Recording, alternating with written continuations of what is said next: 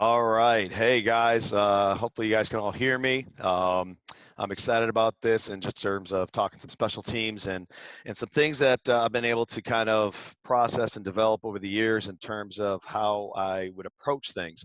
Um, it was probably about 5, 6 years ago um, that I wanted to basically look at the special teams and say, hey, we do a lot of scheme stuff, but when you go with your scout teams, you go with your look teams, and you do all those things, you never get the look that you really want. And so I started looking back on maybe we need to do skill development, and that's where I really started leaning towards. As much as we want our kids to understand the schemes, we simplified a lot of things, and I wanted to make sure that our kids were really good at the skills that were needed, and started thinking about, hey, this is just like offense, defense. We have an indie. We got to be able to develop these skills, and there's a lot of intricate skills, and you're giving a limited amount of time to do that. And so I spent a lot of time taking advantage of being in the area where I'm at in Chicago. Northwestern's great with inviting guys in, and I thought they did an outstanding job in minimal amount of time, but getting a lot of information to these kids and teaching a lot of stuff in that short amount of time. So it was an opportunity for me to kind of grow and develop and start incorporating some things. And this is kind of just, the fruition of a lot of things that I've been able to do over the last couple of years with our guys. So fast, smart, finish is kind of our mantra. We want to be able to play fast in everything we do, be smart. We've got a limited amount of plays, and so we don't want to waste those opportunities with silly penalties, mistakes, turnovers, things like that. Um, Going into it, so everybody knows special teams is 1/3 of the game, and a lot of times though you have coaches that, hey, it's important, but then sometimes the opportunities that you get with practice and meetings aren't quite as much as you want to do, so that you have to make do with what you're given and know when to fight, bite, scratch, and claw to get that additional time. So it's one aspect of the game that has the greatest number of momentum changes. And I say that because you've got giant possession swings that happen on each special teams play. Each play covers at least 40 yards of field position, whether you're punting, returning, kickoffs, kickoff returns. So in general, we're talking all the running special teams. So there's huge shifts, and in terms of looking at things and trying to describe it, you got the possession changes that always occur, and if they don't fall into either of these two categories, they are direct scoring opportunities. And so when I started looking at this, and when you look at how defenses and offenses want to have explosive plays, every special team's an explosive play.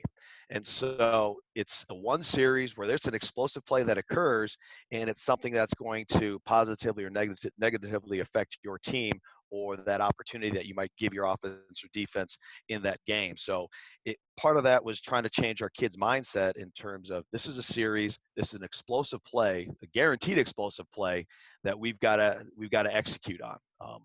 So that was part of our changing of our mindset. And this is something too, when we're done, I'll have my contact information. You guys want this PowerPoint, so you don't have to scramble in writing and stuff. I'm more than happy to share this. So our goals, just in general, we want to average 10 yards per punt. So we want a first down on our punt returns. We want to be able to at least catch the ball and get a first down right away for our offense wherever we're at on the field. Catch all balls, simple enough, but there's times where we have to weigh, hey, this kid's really explosive. He could score a touchdown on any given punt return, but he can't catch the ball in a crowd. And we've got this other kid who's not as fast, but he can catch every ball. We're going to lean towards catching every ball because possession's key, especially if our defense has done a great job to stop them. Let's just get the ball back and get it to our offense, who, fortunately for us this year, offense was very explosive. Hey, let's let them do the work. Let's just make sure we get the ball in the possession. Clean ball security. So part of that is that reverse psychology. When you say, don't turn the ball over, and then the kid turns the ball over. I don't want to say no turnovers. It's clean ball security. We just want to be clean with the ball. Once we secure it, once we scoop it, if we have an opportunity to block it and we got to pick it up off the ground, little things like that. We just want clean ball security. We want to have one game changer over the course of the game. Block, a TD, a fake, something that will change that momentum.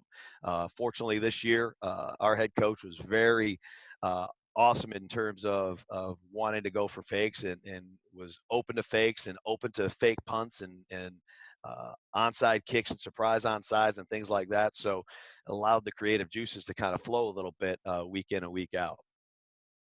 We want to average net 38 yards per punt. And really that's based on your punter. So if you only have a punter that averages 36 yards per punt, well, it's hard to get that net. So you want to get your punter's average, and you want to limit that to, less than 3 yards on a return. So if he's a 36 yarder, you want a 33-yard net. We had a 40-yard punter. We wanted to have a 38-yard net and make sure that we could, keep teams from getting that first down on that first play of their offensive possession.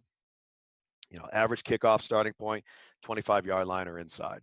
With the change in kickoff rules and stuff, I felt it was a nice starting point. It used to be the 20-yard line, but if we had a kicker that was kicking touchbacks every time, hey, I'll take it.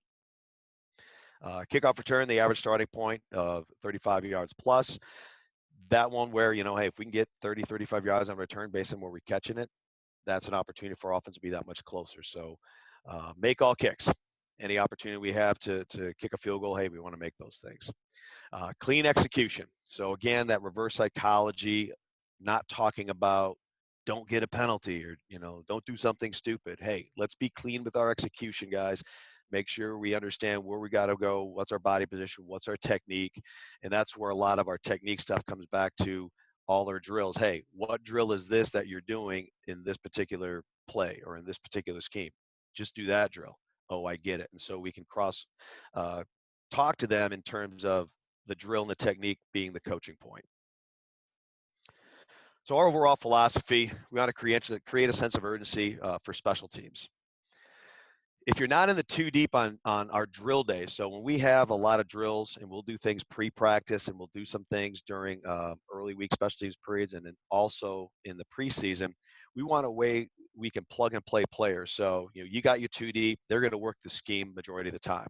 But when we're working drills, I want to make sure every single kid is involved with those drills, even in our scout team guys. And sometimes I got to fight with coaches a little bit because I get, they want to get reps for those key guys. But I look at it in a way of, well, if he goes down and that number 3 guy never got any reps, even in drills, we've got to try to fast forward him. And there's going to be this disconnect, this lack of understanding of him being able to execute that technique. So anytime we can do those, get those guys in drills and being able to execute those things, it's, hey, plug and play. You got to block 5, do the kick slide technique, that we work every day in practice. So now he has a better understanding. The other side of that too is that a lot of these kids are working these techniques, and when they work on your look teams, they know what to do. Hey, just kick slide like we practice. You got him, and as you show them the cards. So you get a little bit more crossover. You get a little more better execution on a lot of things, especially when it comes like punt and punt return.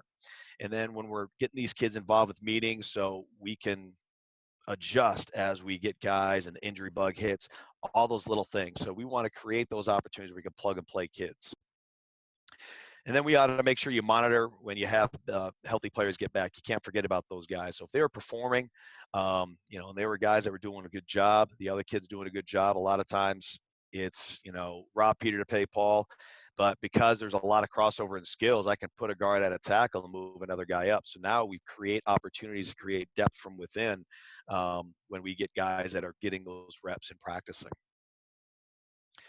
And then we want to drill the little things. Schemes are needed, but fundamentals make it work. We want to create reps with small units and techniques at speed. So a lot of this, especially in like kickoff return and kickoff periods, it's so hard to get that look. Those kids are coming back and everybody's running down at them. And so I want to try to break those things up and break up techniques so we can do it more at speed, get a little more reps, but get our guys flying down and understanding, where their fits are and where they have to go and being fast with it, because a lot of times the scheme looks were never where they needed to be and they weren't done fast enough, and you spending more time trying to get your look team to do something that they weren't just really capable of doing in the short amount of time to do it. And then I always use this with some of the places I've been at, some of the scholarship places. Get yourself on the bus. Kids who have these NFL aspirations, if you have a skill like long snapping, or you have a skill like, being a gunner on punt, or being a guy that's always showing up on special teams on a kickoff, for some of these small college guys, that's how you get on an NFL roster, is that you make these plays. And a lot of times, you could be a heck of a receiver, but if they only have a 56-man roster and you can't play special teams, you're going to be cut. And getting these kids to understand that there's this opportunity for you to grow and develop is great. And so you want to make sure that those kids have that chance to do that. All phases are affected by the special team. So offense, where your starting point's going to be, good or bad. You get pinned deep, that's never good for an offense. You start on the 40-yard line, awesome. Defense, you can start a team, buried inside the 5 and keep them there. You create a field position later on. So there's all these little, and coaches talk about this, the hidden yardage that occurs, and these all are little things that affect the outcome of a game. And the more often we can create better opportunities for ourselves, the better off we're going to be. So drill setup, and really this is kind of the meat of what we're going to talk about. And as I go through this, after this, I'll go into and follow through on a lot of the drills and how we set that up, and I have some schemes here after. So pre-practice for me is indie time.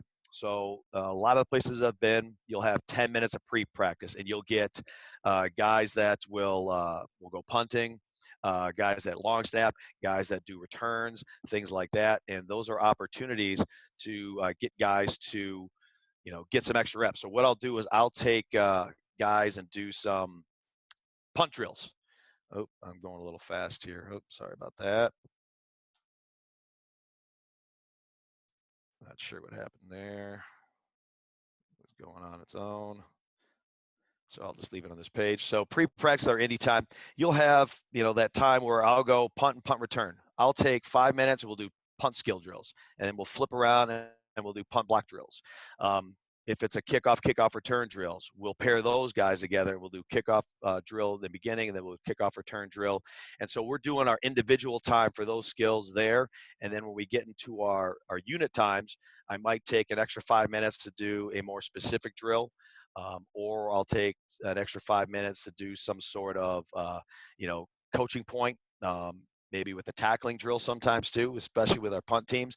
And then we'll get into our scheme stuff in another aspect of our unit drill. So invariably we'll have about 15 to 20 minutes and go through. And I am not sure what's going on there. My screen was going a little crazy. Apologize for that.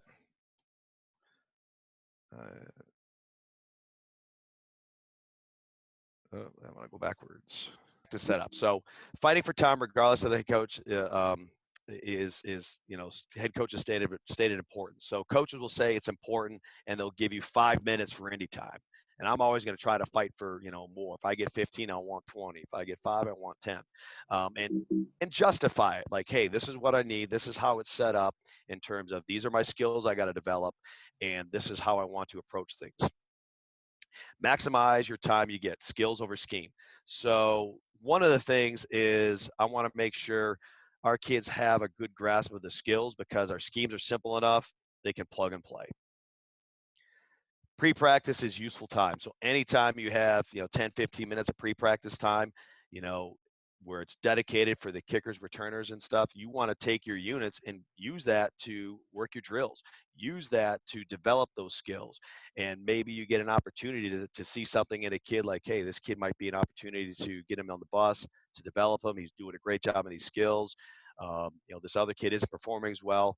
It's opportunities to see those guys develop. Develop a strong foundations of skills. And so spring ball was huge for us in trying to do this. Unfortunately, we lost out on that this year. So we're going to have to get creative in how to maximize our time during our fall camp and preseason, so we can develop a lot of these skills, especially with some of our incoming freshmen who we feel could help us, but we're not going to have as many reps to go around. So we're going to have to be creative and using our time wisely when it comes to that. And the hierarchy of importance. So if, punt is usually the number one thing you want to work on from a special team standpoint.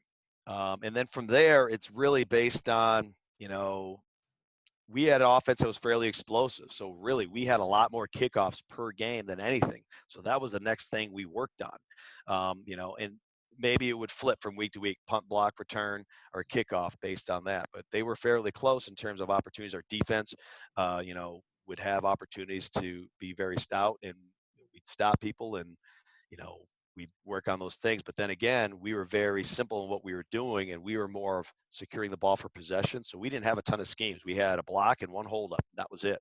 So we could get a lot of reps and not a lot of time, so we could focus on doing more stuff with kickoff. And then kickoff return, because we felt strongly about our defense, we were going to get 2 to 3 opportunities per game. So with those kind of reps, we didn't need to spend as much time. Now, maybe you're a team that defense is not quite where it needs to be. So you're giving up a lot of scores. So you might want to work kickoff return more, because it might give your opportunity for your offense to have better field position. So that's where you got to weigh, hey, how many times are we getting this per game over the course of the year? What's more important, and kind of develop what your hierarchy is. And then certainly it applies to the skills and the traits and the schemes that you want to use as you go forth. So this is kind of how I set up everything. Now I created little buzzwords and names. So instead of calling punt, I called it pride. Stole that from Northwestern. Our punt return unit was called block party, because we want to either make blocks or block the ball. Kickoff we called sick off, because I always termed it, you got to be a little bit nutty to run as fast as you can down into other guys who want to run into you. And it was something that resonated with our kids. House party was our kickoff return unit. And we just, because we wanted to go to the house, and we figured we'd celebrate. So something that it just was a little bit different, just gave us an opportunity to create a little bit of ownership with our guys, and try to create a little bit of a personality with our guys when it came to that. But, I had it set up with our unit alignments, and then our, kicker return, basically what our schemes would be. Blocks or fakes that we'd want to be able to run, or kind of check through. Drills, and this is where I'd work off of, hey, I want to make sure we get these drills in preseason, and then I'd start just going back to those drills every so often, and we just rotated on, and kept a little bit of a rotating schedule in terms of, hey, we got to work this skill this week. We're lacking in this skill. We're going to do a little more double teams, or we'll see more double teams. So we'll get them all in the preseason, have some film on it, review it, and then come back to it week to week as we go through. Special situations. So, 2 points, onside, quick kick, bleeding the clock, anything that might come up. I have here victory, so the Music City Miracle kind of thing. We have a little scheme that we would do just to make sure that we got into a situation, we needed it. That's what we do. And then anytime we had walkthroughs, we'd work some different things if we needed to, and then our pre-practice drill work that we wanted to do. So I just basically made a matrix of things that I wanted to work through and make sure we got done, and we touched upon over the course of the year. So I'm going to show some schemes, drawings of our punt drills, and then I'll follow through and show you the videos of the same type of stuff. So a lot of these, I like to do crossover competitive drills, or crossover drills in terms of how we handle pre-practice. So this was our kick slide, domino, and rip. So we would just work, a bunch of lines, and they just work our 3 kick slides, 1, 2, 3. Domino meant just basically block your guy to the outside, and then dip rip into your landmark. And this was just all one-on-one stuff. And then we progress, and we'd go, with a defender that you'd have to block, just working our kick and punch and doing those different things. We just work it right on the sideline. We'd have our gunners down here, and they would work releases. A lot of times wide receiver coaches are great, because that's what you teach your kids every day, how to release off press. And so they make great counterparts to be able to work your gunners on that. And then vice versa, when you're doing your punt return stuff, your DB coach working, your press man technique. So we're just working some different approaches as far as release, and then how we want to attack the returner. And then we've got our half line set up here. If we want to go half line, snapper, PP, wing, snapper, PP, wing, and we're just repping it out. And a lot of times when we're doing this, we're working our landmark drill, 10-yard cover, get to your landmarks and spread out. And then from there, keep the ball inside and in front. So this is kind of like how we set up our punt drill stuff. Start on the sidelines, gunners are over here, and then anytime we want to do any half line work, we'll go in the middle of the field, and then quarterbacks are doing their thing down here, pre-practice, kickers if they're not with us, are kicking field goals and doing that type of stuff. So when we do our block party drills now, we're working our get off here. A lot of times, if we're going to see a shield team, we'll do a technique we call motor mirror. And it's just trying to work basically a press man type of technique. We'll also do some block point stuff here as well. Just bend, dip, rip, get to the block point. And once we get to the video, you'll see how this kind of all plays out and how it illustrates and how it kind of crosses over. We do a drill called bottom of the hill. So basically we have a trail guy, a bag and a returner. So as he gets around this cone or the bag, he starts to throttle down, and this guy needs to be in a position to block that late and then chase the block as the returner goes. So basically working that bottom half of the return when we're getting to a point where we got to throw that block late for that return to be able to spring that returner. Um, and then we'll do some things where we'll talk about different techniques. If once we get there, we want to throw a haymaker, and I'll show that when we get into those drills. This is our towel drill. So this is a full speed drill that we like to do with our guys. And this is something, it's a competitive drill. So I'll take all our punt guys, all our punt return guys. And even if you're not on one or the other, again, you're learning a crossover skill that's going to help you down the road. So we'll have, the blocker and then the cover guy. And essentially it's, we'll work it out of a 3-point stance where he's got a kick slide and then work it, or we'll work it out of it. If we're going to see a shield that week, we'll have these guys work as a shield guy, and then just they're working their cover down technique. And so we have these towels about 30 yards down the field rolled up, and so they have to run, and this guy basically has to escape, and then to simulate him throttling down for a tackle, he's got to dip and pick up that towel with his hand. So, if he doesn't pick it up, this guy's in a position, he makes the block. If he does pick it up, he wins. If he doesn't pick it up and this guy makes a block, he wins. So it's a competitive drill. We'll chart who wins, extra push-ups, something cheesy like that. Maybe we'll just do a down, back down kind of thing.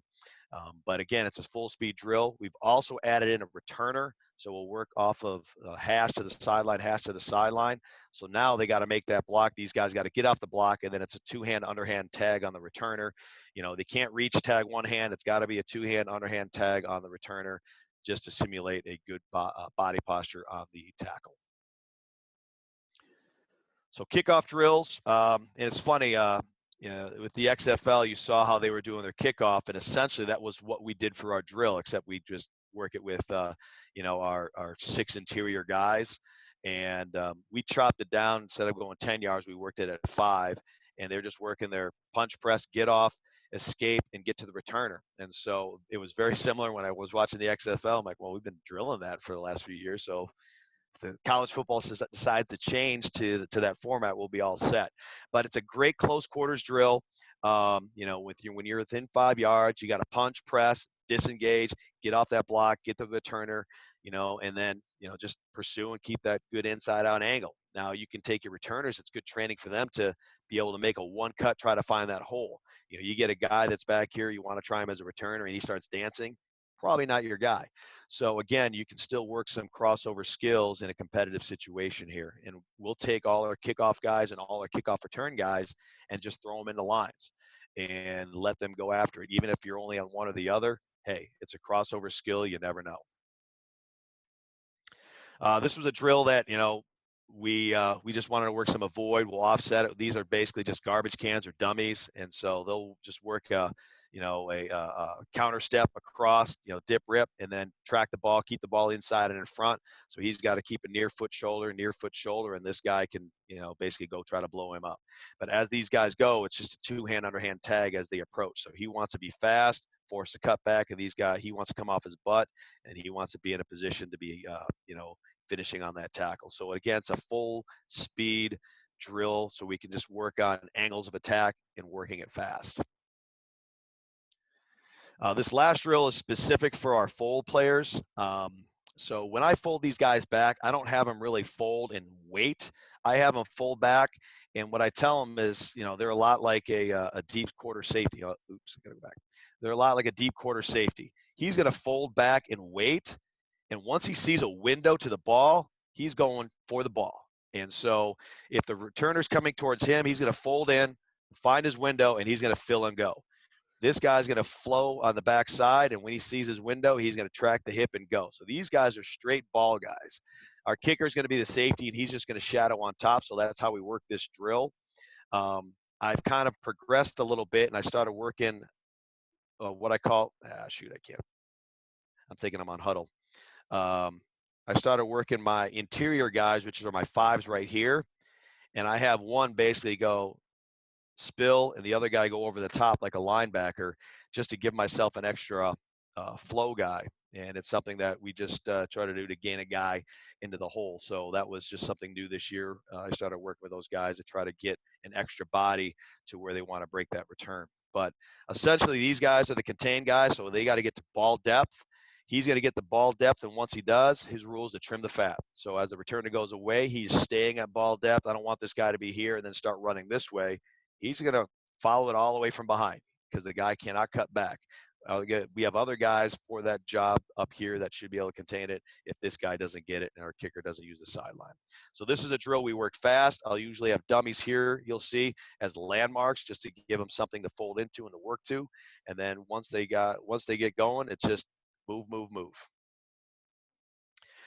Restraining line drills, just working the whole group, timing it up with the kicker so we can time out our kick. But what I will do is our guys have fits, and I can talk about scheme if we have time after.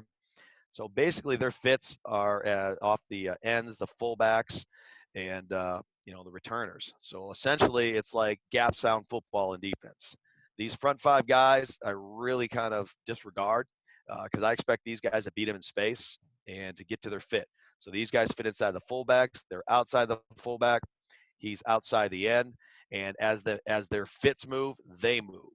So wherever these guys go, they can follow and they start tracking the hips. So when we do this restraining line drill, I'll just have these guys run hard left or hard right. So then they can adjust their path as they run, folds adjust accordingly, contains are always contained. And so it gives us a chance to work our timing on our kicks with our kicker and then kind of see how we got to fit as it moves going through. Unfortunately, I do not have a clip of this drill. It's a drill that we'll do a lot in the fall camp and in spring ball to kind of get the idea of getting to our fits. And then we don't do that drill anymore. So kickoff return drills.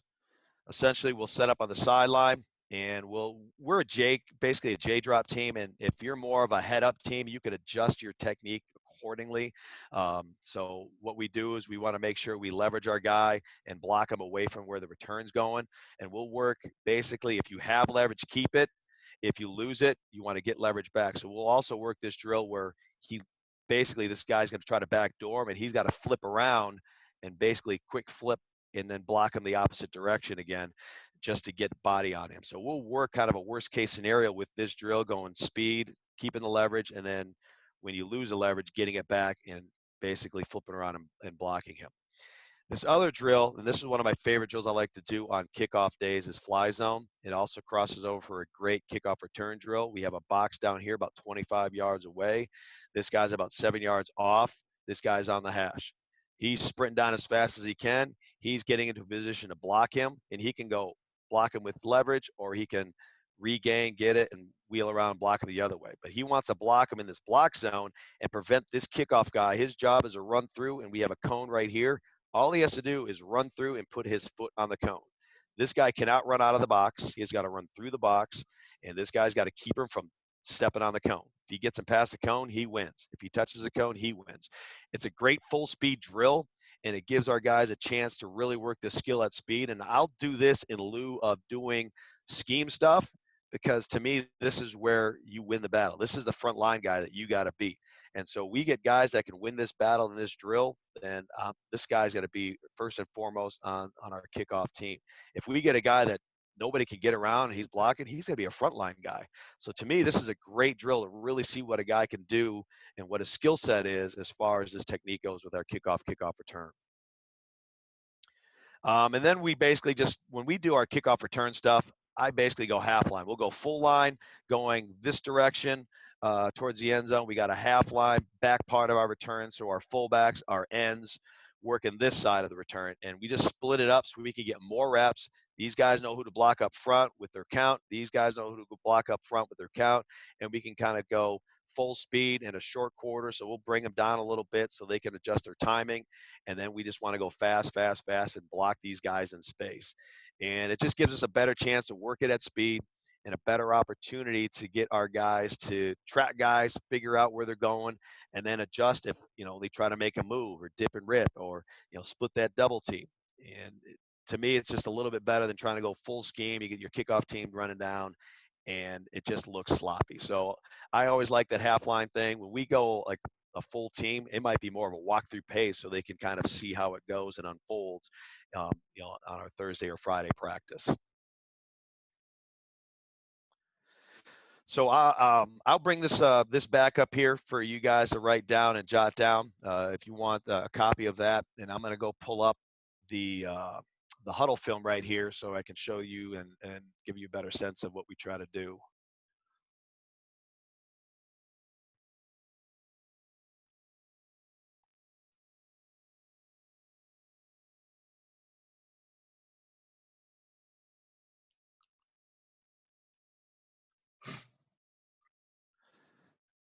And we are back. We on? We're good, Coach. Awesome. So we'll go through some of our punt drills first. Let me get this full screen here.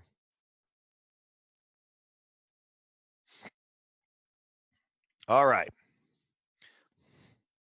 So this is a lot of our pre-practice stuff right here, what we'll do. So then we're just working our technique. We got our guys right across here.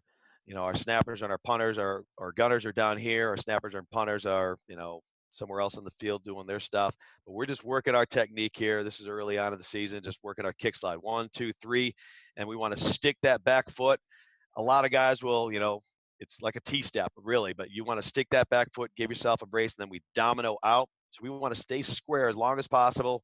That last foot, we punch and kick out and domino out, and then we dip and rip. So a lot of this is working reps on air, just trying to get our guys used to the technique. Here's an example of us going to our half line drill. So we're on a hash, and we'll set up cones to get to their landmarks. So it's a 10-yard cover. And where we start, so how we are in this position here, when we kick slide, is where we finish. He'll be right where he needs to be. He's straight back, but we should still have the same split, 6, 12, stacked, and it should all work out when we get back into our, so we have this nice wall, ball's kicked. Here's a better one here, ball's kicked. And we get to our landmarks.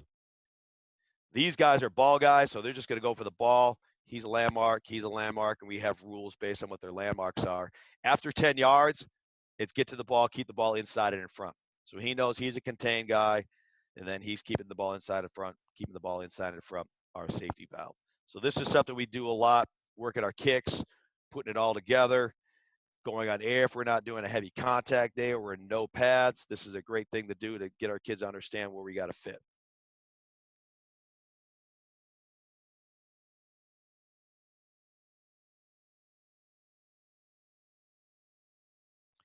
So now here's our drill, same drill. Now we've just added a rusher. So now, again, these are all punt and punt return guys. So here, if we were seeing a stand-up team, we'll change it. We can go, stand up. We can go 3-point, so we can give them different looks. These guys initially will go first 5 minutes and just practicing on how to stay square and punch. He's getting a little turn. He's getting a little turn. I want to see a little more square on that. And it's domino out, and then get on your path. So we don't want to let him cross our face, domino him out. If they make him start and stop, I'm good with that. We just have some cones for some landmarks, and then we get on our path. So again, now we're working our kicks with a punch technique, and our other guys are able to work their techniques as far as trying to dip and rip. And when we get to our punt stuff, you'll see how it works opposite. So now, here's some things that we do with our guys. So we've worked our kick stuff. We've worked our protection up front. Now we want to work basically the opportunity to be in a position to make a play. So here we're working what we call our back door and our shuck. So basically here, he's feeling pressure from this blocker that's been running with him down the field. He's going to wheel, hand on the hip, throw him by, and then throttle down and shimmy towards the cone here, so he can just get into a tackling approach. But we're trying to work these downfield escapes so you can get off blocks and get to the ball carrier. A lot of times you'll see guys are just hanging, the guy's hanging on him. He's just letting them hang on him. Hey, get off that block, get to the ball. So this is the first technique we'll show them. And then the next one, we call a shuck, where basically the guy's hanging on him, and we're just going to shove him out of the way. He's going to run down and just throw him out of the way with some force, get out, and get to the ball. Shove, get to the ball, be under control. So again, I always look at it, there's a lot of different little things that, I've been at places where we just work punt scheme and kick, and then we get mad when kids aren't tracking the ball, or they're not tackling the ball, or they get stuck on blocks. But we haven't worked that skill. I mean, you work that skill as a lineman, as a defensive lineman or a linebacker. You work punches as an offensive lineman. You work releases as a receiver. Well, we got to work those same things. And sometimes you'll have DBs that are maybe really good gunners, but they haven't worked press man releases. You got to work that. Here we got to work some downfield releases with our guys, and then get into position to get off blocks. So here, we just add in a donut, work a back door, travel through and tackle, and then we could take these donuts and work them at an angle. So we can do a lot of different things, with the donuts, or if you got a shadow man, just different ways to work those things, but also working that technique of getting off the block down the field.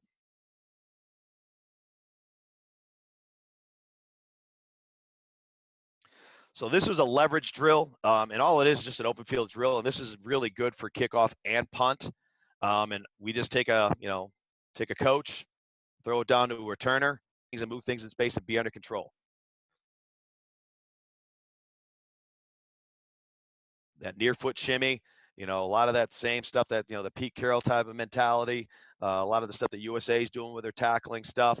And this is stuff that we're just able to do to get a lot of quick reps with guys and see what they can do. So now we're going on to our punt block return stuff. So here, just work and get off, work and move. I like going 4-point stances when we're going against a normal, pro punt team. Depending on if you're blocking or if you're rushing or if we're holding up, I'll change the stances to a 2-point or 4-point based on what their responsibility is. But we're just looking at get off, bend, block point. Real simple drill, work a lot of guys.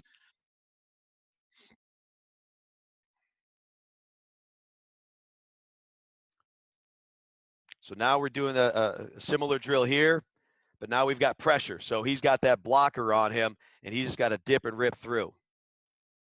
Get to the block point. Fight that pressure, dip and rip through, get to the block point. So we'll build upon it from week to week as we go through, try to give them different stimulus and things that they might see and feel. Now, same thing. Now we got a guy kick sliding. Now he's got to work off that movement, dip, rip, get to the block point.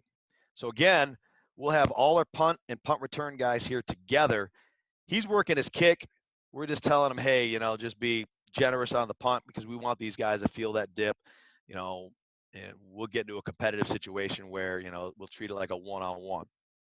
We have these here as block points so we can work left and right fast, but he's got to learn to pick and gain ground, and he's just got to learn to be able to kick with some speed. So now our next progression is we put a snapper in there, and we have our punters just standing there at the block point with the ball. So again, taking the hand, reaching out, taking it off the punter's foot.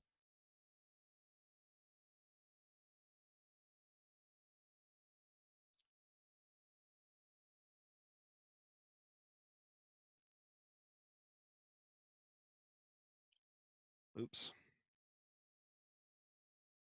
They're working the other side. So now we started working some shoots just to work on some get off, just to stay low. Here we're working basically our hold up technique. So these guys are going to kick back, same guys, work their kick slides, punch, and now they want to try to stay square, hold up, and then invite their guy to where we want them to go. So here I just borrow the wide receiver shoots and use them to our advantage.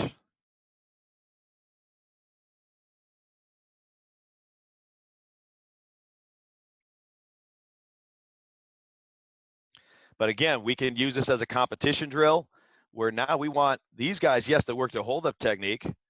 But we also want this guy to learn how to escape, club the arms, chop, dip, rip, and working those techniques that he's going to have to be able to utilize when he's working. And I love it here. Here's this kid getting extra reps here, just working it on air.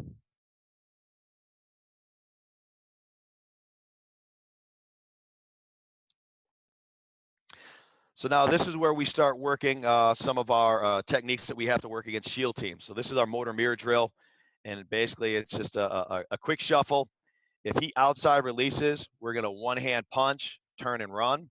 If he inside releases, we're going to shuffle two-hand jam because we want to deny that inside release as much as possible based on our scheme.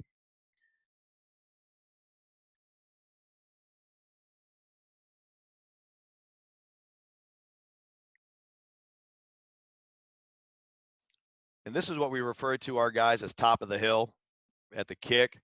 Now we progress to the bottom of the hill. So now we put them in a position where they're trailing, and we don't want to block that. We don't want to block these guys for 40 yards. We want this guy to trail, and when he throttles down to get into a position to tackle, that's when he overtakes. So right here, I would like to see him be a little more aggressive when he sees that, and just when he shows him those numbers, punch and block. And then when he tries to release and come and chase the returner, he's just going to chase with it. So we just have these as throttle points for the guys, and then just keep them from tagging the bag. Now we have adding a live body here. Now we got to chase the returner. Coach, there's a question here.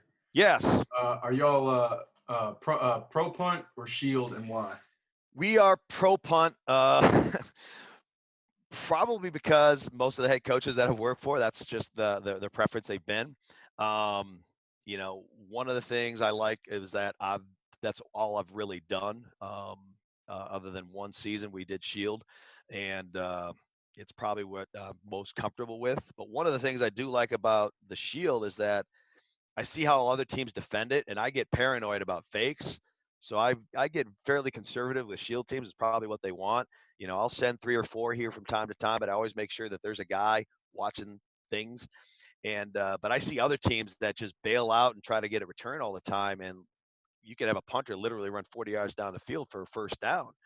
And I almost want to go to a shield because I think you can just fake it a lot more compared to other teams. But there's things I do like about the shield based on your kickers. I spent some time with Northwestern, and their scheme's really easy in what they do and how they play it. And, you know, if their type of system fits kind of my mentality, and I'd probably go with that because they cross over a lot of their techniques where they're talking about zone step, bucket step, and they use a lot of their O-line techniques in terms of their verbiage. So, but a lot of it's just creature habit and just dumb luck of the guys that I've been working with have been more pro punt. But, you know, I think one of the advantages I've learned from the shield is that there's probably less prep time in terms of the skills, or you could teach those skills a lot quicker.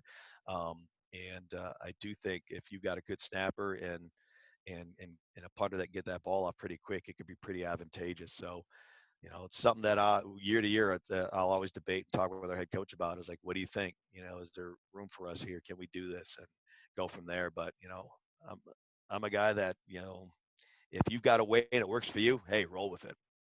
Mm-hmm. Here's another question. Yeah. With your emphasis on special teams, do you have an advantage over your conference opponents, and how much freedom do you have to use your personnel on special teams?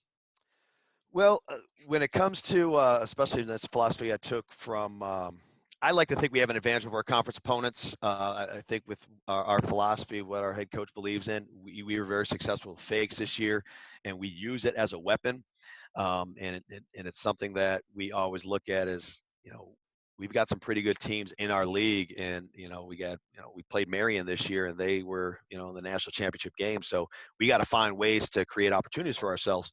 And so I do think we have to make that an advantage, and our head coach does a great job of making that an advantage for us. As far as, you know, trying to develop our skills, and I'm sorry, the other part of the question was? Just in regards to how much freedom do you have to use your players on special teams? So with our freedom, we always look at it in terms of, we have 4 running special teams. And if you're a starter on offense or defense, we don't want those guys being on more than for running special teams, because there is a point of wear and tear that you're going to have on a guy over the course of the season. So our best players will be on them, if they're going to give us an advantage to win. So our top tailback was a kickoff returner that, anytime we were kickoff returning, which wasn't a lot, we were going to put him back there because he could make things happen. Unfortunately, he wasn't really great at punt returning, so we could use him there. But we used our wide receivers, our corners, in a lot of situations. But if we had kids that, would develop over the course of time and they provided the same level of performance as a starter on offense or defense, we're going to plug that kid right back in and get him those opportunities. So a lot of times we got to, here's a kid that he could be on all four of them, but he's our starting cornerback. You got to save some wear and tear on that kid. So we always try to cap it at 2 running special teams per kid. And at that point, it's a bartering, like, hey, this guy's better here and here. Let's use him here. We need some guys here to shore up this kind of unit. So, you get some freedom, but again, sometimes too, you're going to get bound by, if there's a lack of depth in a situation, like it got to the point where we didn't have a backup tailback, we didn't want to lose our starter. All right, do we have another guy that can support that role? And then it comes back to, if you're developing kids in those drills and throughout the year and giving those opportunities for them to develop, you're not just finding a kid, plugging him in, hope he does well. He's got the skill set to be able to perform well. And so that's part of kind of where I've come from as far as philosophy goes, so I can develop and build those kids. Move on. There's the progression. So here's the drill. Now we're just using, we're using a returner. We're going to throw the ball down. And now these guys are reacting to a little bit more realistic movement here. Just tossing the ball up the air and then going.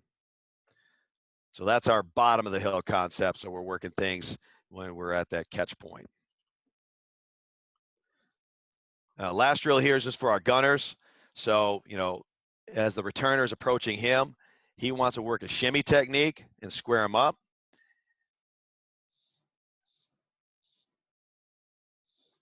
And if the return is going away and he's backside, he wants to accelerate, track the hip, and that's the guy that's going to take his shot. That's a guy we want him to, lay out and try to make that play and create a big spark for us.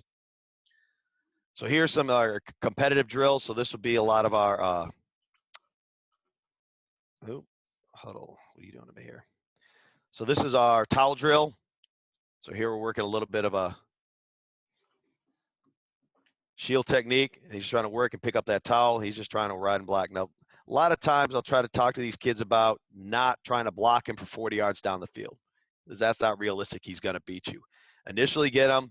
He runs wide, get into a trail, and just run, and track his movement. He's going to slow down at some point in time, and when he does, that's when you can work your block technique.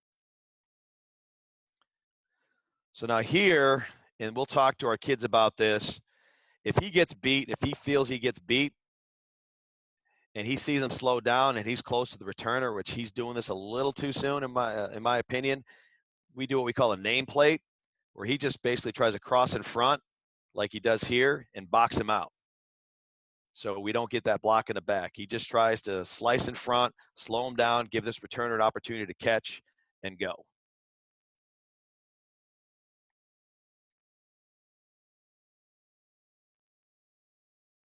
So right here, you can see up top, shoot, went back on me. Right here, this guy is in the bad. He's beat. He's beat. But then this guy starts to slow down, and then right at the last second now, he crosses in front and nameplates him. So this is, to me, is a last resort technique. You get beat, but also to get him into the habit of, I got to get in front of him and not be, not executing proper technique and throwing hands into the back and getting a penalty for us. Kid up top here does a nice job. He's probably riding him a little too long here. But that's how we want to finish that block. So here's a progression here. Coming up, one of these clips.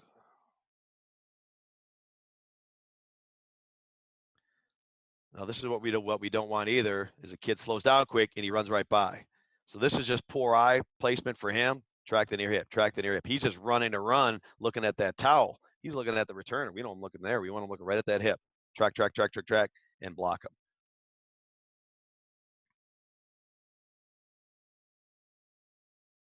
So here's a tight view.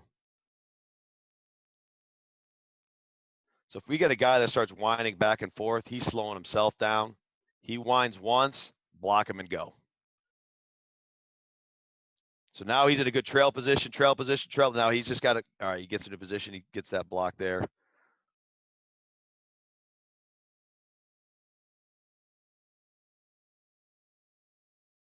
So he's almost like he's trying to pick up the towel. He's in a good position right here. I call it a haymaker. He just got to bring this arm and basically throw a punch to that shoulder, and he's in great position to make this block. So again, this is a high-speed drill. We could work our guys. He's in a good body position here, blocking him away.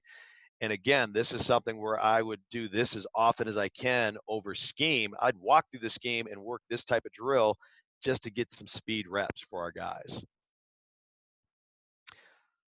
So here's we're working a kick slide with these guys, and we're going to have a returner here on the hash. So now they get a live target they got to work through. So again, a little bit of progression with our drill. He's got to get off the block. They got to get out of their way.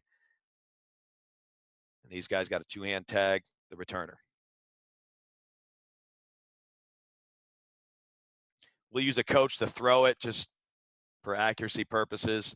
But again, it gives them a target. It gives them something a little more realistic, gives them something to work with at speed. These guys can work their release technique. They can work their downfield shuck. He's trying to work the shuck. Doesn't quite get off of it. He probably could have worked the shuck because of his leverage.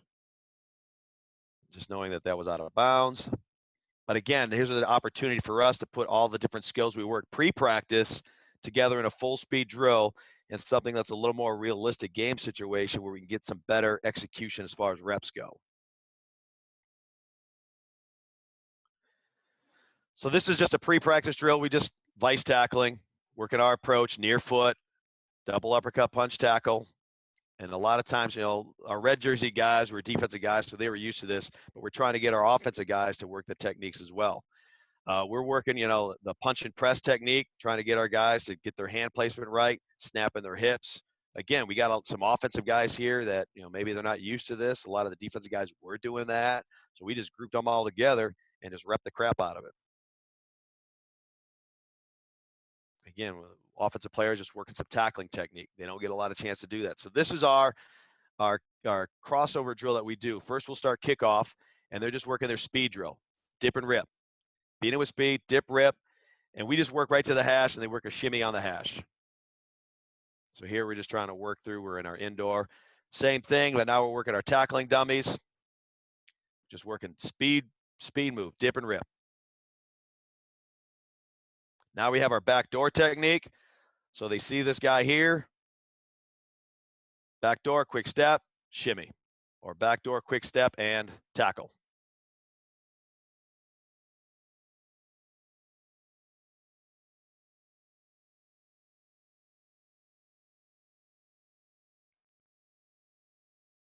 This is our vice drill. So this is our drill mainly for our folds and our kickers and getting them to be in their proper fits and keeping the ball inside and in front. He's the contained guy, ball depth. He's a contained guy, ball depth, ball. So returns coming to him, he's going to fill, he'll flow. So I would prefer for him to get here and just chase it from this way just because this creates opportunity for a cutback and a return. Kickers on top, we get a nice little vice. These guys get a nice little landmark. And again, it's a speed drill with where I want these guys to fall in and fit.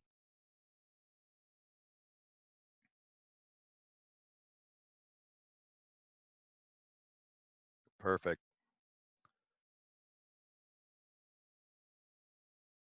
Again, I was telling the returner, hey, run around, just make sure they're in position.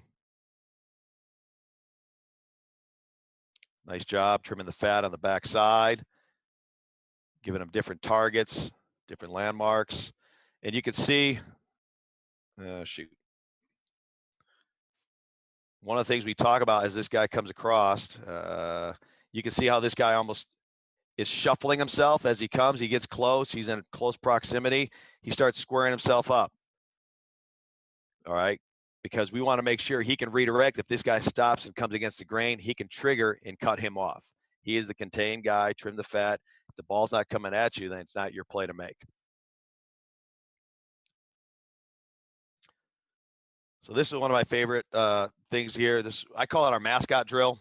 So, for us, it's going to be the Laker drill. Here at these were from when I was at Saginaw Valley. This was a Cardinal drill. But again, close quarters, close proximity, just working punch and press. They've got to block. They got to get off the block. So again, we're working our kickoff return guys. Hey, you got to work and maintain blocks. Returner, you got to look and hit the hole. Kickoff guys got to get off blocks. So again, close quarters drill, there's contact involved, but it's safe contact. And you can really work a lot of stuff and get your kids to understand, how to leverage blocks, how to maintain blocks, how returners, where to hit holes.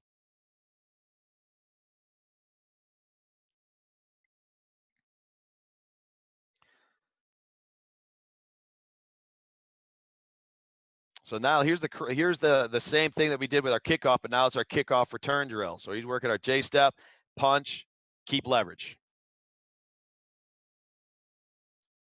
Punch, keep leverage. So we're just trying to work, make sure that they're square on contact, punch, keep leverage.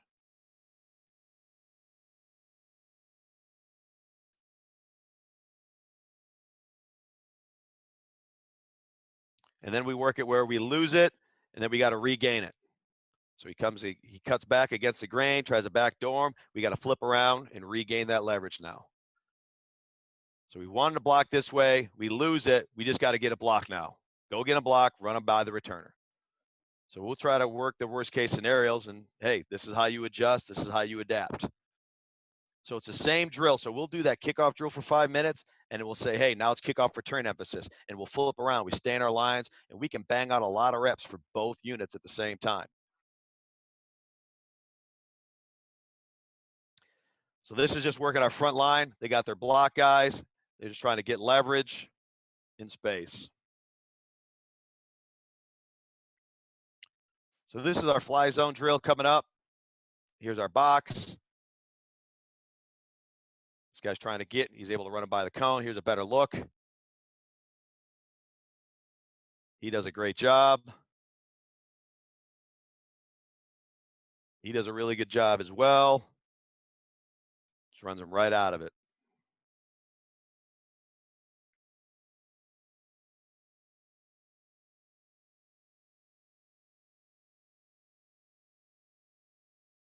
So this kid does a nice job of just working speed. Like to see a little more dip rip.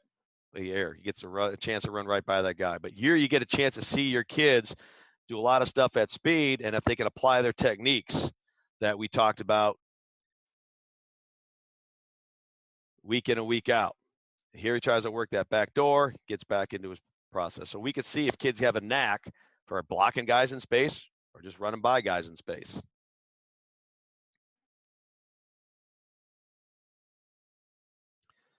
So here you got some clips, just to kind of illustrate. This is just a kickoff here. Here's our fold guy trying to find that window, gets caught, but then he finds it and he gets to the ball here. You'll get a better view on the tight.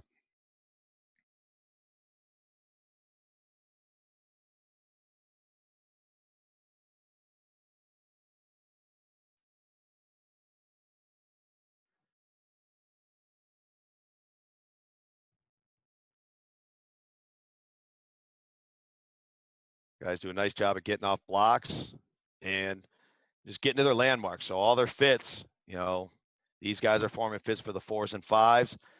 He knows where the return's going, so he's going to try to beat this thing right there over the top, gets a nice dip rip. Again, this is a great job of working our mascot drill right here. He gets his punch, dip rip, get to the ball.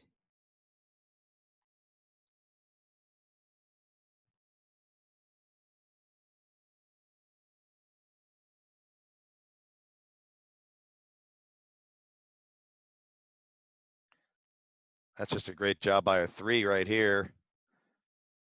His end is the fit. Ends going in there, beats his block off the edge, just makes a play in open space.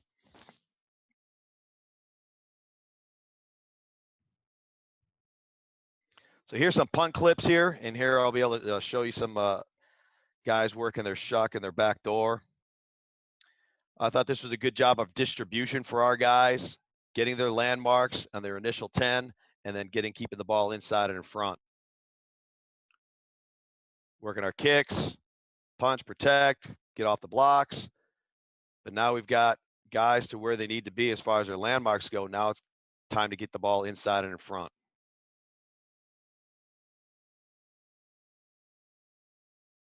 Have a nice wall, nice distribution. Coach, how many times do you work each given drill during the year? So once we get through all these drills in the preseason, I'll try to rotate them around. And a lot of times it ends up being more of the competitive type stuff once we get through. So 5 minutes, we'll work punch against a guy that's working that target for a few reps. And then we'll flip right around and work our shuck and our back door just to get a few reps there. And then we'll try to basically, once our kids know the drills, we can get through a lot of reps in 2.5 minutes and then get through another lot of reps in 2.5 minutes. And then I'll flip over to our punt side of that in our pre-practice stuff. If I ever feel we need to take more time out of our punt period, so if we have 15 minutes of punt period, I might take 5 minutes and do some extra drill work there. So if I ever feel we need to use more drill time and I don't get more time, I'll use our punt time because our scheme is, fairly, easy to understand, and the rules are fairly easy to understand that, whatever we see, if you follow your rules, you're going to be fine. So we'll try to get through everything in the preseason, and then it comes down to, all right, we're weak in this technique. We got to do a better job in our downfield tackling. So then I'll start weighing it versus, hey, we're good with our kicks, we're good with our punches, let's work more downfield stuff. And then it's just a matter of just kind of week to week evaluating maybe what our work needs, and then just kind of working all those base stuff that we've done week in and week out.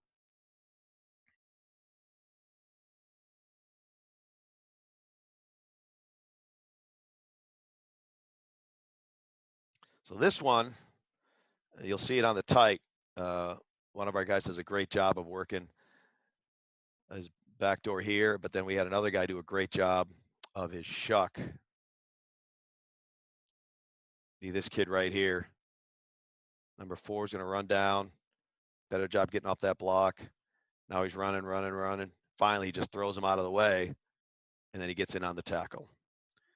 Would have liked to have seen him work a dip rip and then use his speed, but at least he fell back and did what he needed to do here. But again, it's these little skills sometimes that, this kid just stays on that block and never gets to that position to tackle that, I think a lot of times you end up losing out on, and those are the things that end up getting you beat. Again, this is a nice job of just distribution. It was an angle kick, so we have to adjust, and our kids adjust on the fly to at least get the ball. Gunner does a great job of just downing it inside the 5. And this was just an example of our punt return here. Kid ran out of bounds. So we just had it's a hold up wall. So we got our wall coming around. Guys are in a leverage position, and he's not the fastest cat in the world. Does a great job, and then he stepped out of bounds right there. But again, this kid could catch the ball. He caught everything that needed to be caught. We got in a position, we pinned guys where they needed a pin. Our wall came around and leveraged things. Good block. And we got it leveraged. And gave ourselves an opportunity. And, I could share, again, I'll pull that PowerPoint up again.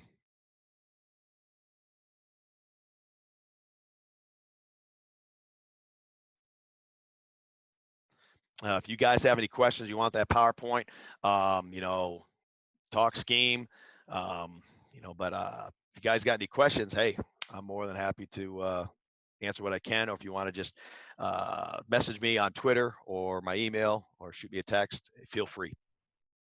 We'll get this one right here, Coach, and then we'll wrap it up and have them reach out to you. But first year, you got a first year special teams coordinator. Okay, what is the best way to make sure we get our time with coaches keeping so much time on offense or defense? And if they don't bend, how can we make the most out of work during the pregame practice? I feel you on that one. Again, a lot of it will be taking advantage of, if he gives you that 10 minutes of pre-practice specialists where, returners and kickers are doing their thing. You start taking your units and breaking down your most important skills, or the skills that maybe you're weakest at that you need to work on. And then you might have to simplify the scheme to the point where you don't take long to teach it, so you can spend a little more time early on to get those techniques. There will be a point where you feel pretty good with your techniques. Maybe it's week 6, week 7 of the season, and you just start focusing more on scheme because, it's just time, and you want to make sure you get a certain scheme or there's something that you can really exploit or attack. But part of it too is trying to figure out, what the head coach is, let's say he's an offensive guy.